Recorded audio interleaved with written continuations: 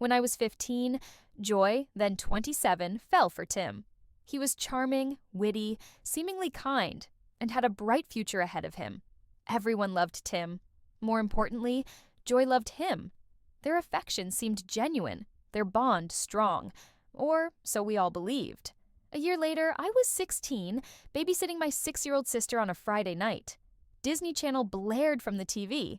Suddenly, Joy stormed past, slamming her bedroom door with a force I'd never witnessed from her, even in her worst moods. Before I could react, my parents entered the room, gently shooing my little sister away. They sat me down, their faces etched with worry. Earlier that day, Joy had been on break at her part-time job when a friend dropped a bombshell. Our eldest sister, Jessica, then 32, was pregnant. The friend had seen Jessica leaving a doctor's office with Tim.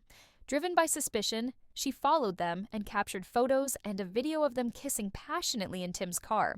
She showed the evidence to Joy. The news hit our family like a shockwave. My mom was on the verge of tears as they recounted the story, my dad's gaze fixed on anything but my face. The aftermath was explosive.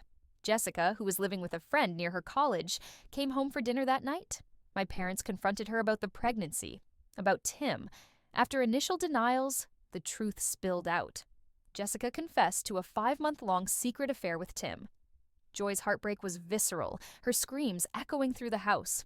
My older brother Jacob joined the fray, his anger palpable.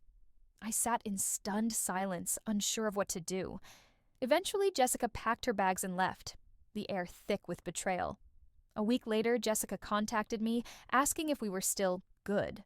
She mistakenly assumed my silence meant I would continue a relationship with her. I simply told her I wanted nothing more to do with her and blocked her number. As you know from my previous post, Jessica contacted me again recently, this time about Tim's displeasure over their latest gender reveal. After the initial fallout, Jessica and Tim married and had 2 daughters. She's now pregnant with a 3rd daughter, and Tim is apparently furious about the lack of a son. Then, just yesterday, Jessica's mother-in-law reached out to me on Facebook, asking if it was true that Joy and her husband Alex were expecting a baby boy, which they are. I initially ignored the message, but when my wife started receiving harassing messages from Jessica's mother-in-law, I responded, telling her to leave my wife out of it.